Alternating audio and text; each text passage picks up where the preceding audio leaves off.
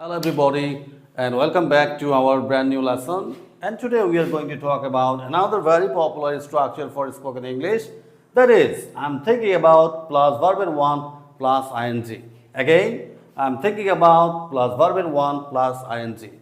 So এই স্ট্রাকচারটা কখন লাগবে আসলে, যে আমরা কোনো কিছু করার কথা ভাবছি, অর্থাৎ ভবিষ্যতে আমরা কোনো কিছু করার প্ল্যান করছি বা ভাবছি, এই টাইপের এক্সপ্রেশন বোঝানোর জন্য আমরা এই স্ট্রাকচারটা ইউজ করতে পারি। So let's move on to the first example. I'm thinking about starting a YouTube channel. আমি একটা ইউটিউব চ্যানেল স্টার্ট করার কথা ভাবছি।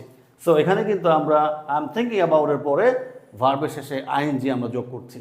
This is starting. Secondly, I'm thinking about changing my job. আমি আমার জব চেঞ্জ করার কথা ভাবছি। সেম কেস, about এর পরে কিন্তু আমরা ভার্বের শেষে ing যোগ করছি। Third one, I'm thinking about buying a new phone. আমি একটা নতুন ফোন কেনার কথা ভাবছি। সো এক্ষেত্রে কিন্তু বাইটা হয়ে গেল আইএনজি, বাইং। কেন? কারণ স্ট্রাকচার অনুযায়ী কিন্তু ভার্বের শেষে আইএনজি হবে। And the last one, I am thinking about studying abroad. আমি বিদেশে পড়াশোনার কথা ভাবছি।